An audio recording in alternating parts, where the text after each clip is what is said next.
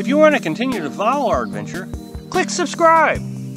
So you don't miss anything, click the bell notification. Oh, Lost on the Road subscribers and followers. Well, just got a visit from the park ranger in South Dakota. He is shutting down this campground. And the reason he is because the same reason why they always get shut down. People not following the rules. This is a very simple rule. This campground has cows, cattle. Well, when you come into the campground, there's a sign that says, please shut gate behind you. Apparently, that is just too much to ask from folks. On Saturday, the ranger came and reminded everybody on the campground to please shut the gate, enjoy your weekend. He was very nice. Well, he comes up here today and says, well, you know, they just can't seem to shut the gate, and there's a bull and a cow in the middle of the road, and he's worried about someone coming up over that hill and smacking them. And I agree. They're going to shut it down, so tomorrow morning everybody has to leave. They're not going to let anybody back in, I guess, until all the cows are out of here. I don't know what the deal is. We have lost a beautiful campground, at least temporarily, because once again, people can't follow the rules. This is not the first time that we've been asked to leave a campground. We were at Ray Springs, Tennessee. Beautiful campground. It had a bathroom, a shower, water, the whole deal. But when we walked in there, I mean, the bathrooms were absolutely destroyed. There were campers all over the place. It was quite obvious that people had taken up residence. Flat tires on cars, flat tires on campers, junk piles everywhere. We got there, and the day after we got there, the people that run the place shut it down. They told us we had to be out the next morning. So there's number two.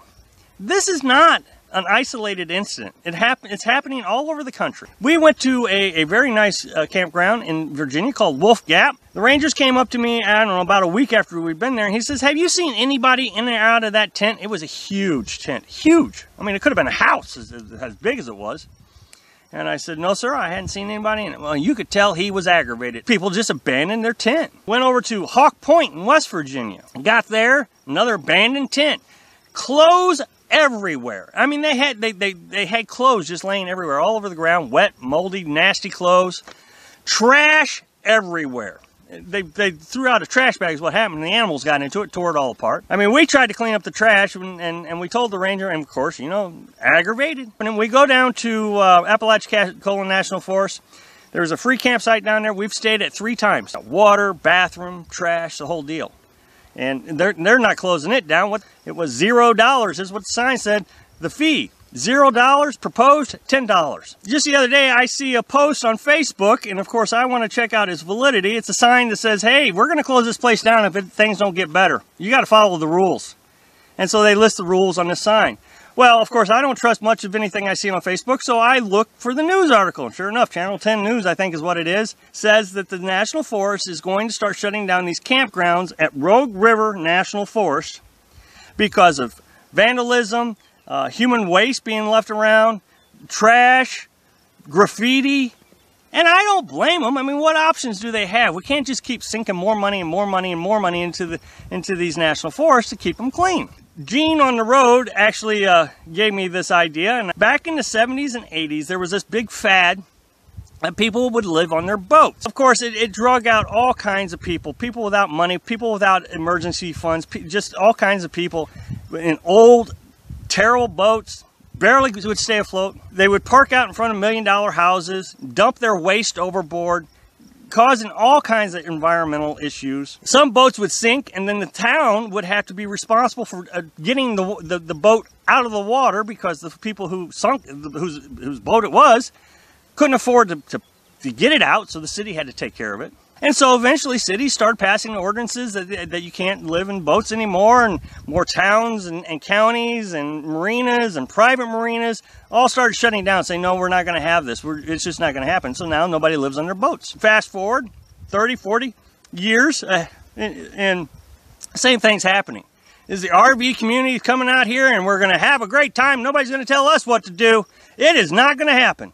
And so the government is shutting it down. And I mean, how can you blame them? I see posts all the time that they're angry. People are angry that these things are happening. I'm not angry at the rangers. They just got a job to do, and they got to do it with limited resources. I'm angry at the people that are causing this problem. and they're going to shut it down, and it's going to be over for everybody. I just watched a video the other day of a woman who's going to Alaska who said rules do not apply to us RVers. Well, they're going to start applying because there's not going to be any place to stay. And so there's this another RVer who, or van dweller, or whatever you want to call him. He's decided that he's going to start a charity so people can have money in case things happen to them while they're out here, to make sure that they have, you know, car breaks down or anything, that they can go to this charity and they're going to be able to get money. So that means that they're not even going to need an emergency fund. This is going to invite all kinds of people who do not have the resources to take care of themselves. And it's going to be just like the marinas, where they start dumping waste. Just like here in this national forest, the Rogue River I just told you about that they're thinking about shutting down, human waste everywhere. Well, that's what's going to happen. They're all going to come out here. They're not going to be responsible. They're not going to take care of themselves. If they're not responsible enough to have an emergency fund, what makes us think they're responsible enough to pick up their own human waste? They're not. They're just going to dump it. You see it in these cities that have this homeless tent population right there on the city streets. And the city is happening to come around, I guess weekly or every now and then, to spray off the streets, just get the human waste off it.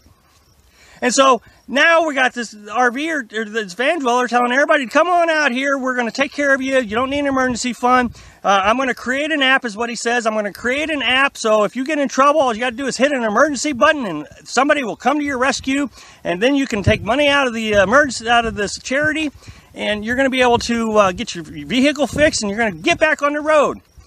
Well, I don't know where they're going to go, because I'm telling you, even though these RVers, these YouTube RVers are saying they're not going to shut them down, they are shutting them down. And today is proof of it. They're shutting them down. They keep saying, well, the BLM's way too big to shut it down.